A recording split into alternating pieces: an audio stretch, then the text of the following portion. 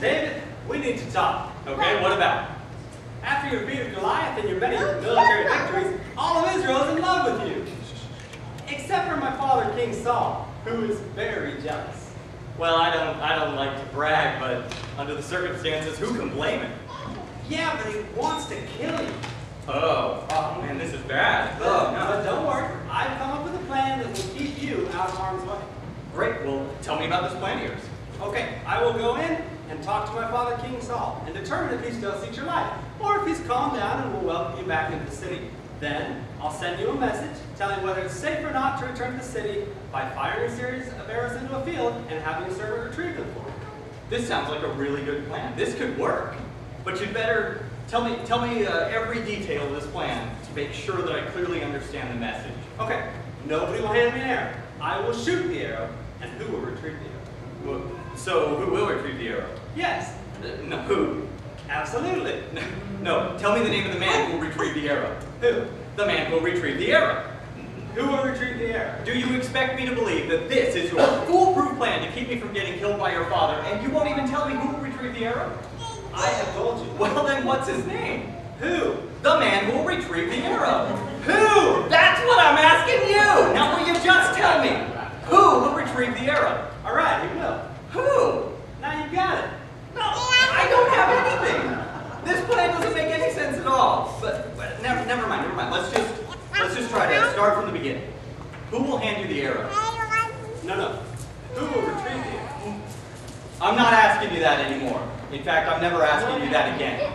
How are you going to get an arrow into your hand to shoot it? Nobody will hand it to you. You expect me to believe that nobody will hand you an arrow when you ask for one? That's right. Well, then how will you get an arrow into your hand? Nobody will hand it to you. But if nobody hands you the arrow, then how will it end up in your hand? In perfect condition, because of how well he handles delicate objects. How well who handles delicate objects? No, who doesn't handle delicate objects well? He's quite clumsy as fact, but he runs fast. That's why he'll retrieve the arrow. But I'm confused. I still don't understand. Why won't anybody hand you an arrow when you ask for one? Look, I'm telling you, you're worried about nothing. I've got this all worked out, and nobody will hand me an arrow. Okay, and I'm telling you, Isaiah is easier to understand than this crazy plan. But let's assume for the moment that you do end up with an arrow into your hand. You will shoot it? No, you was too young to be involved. I will shoot it.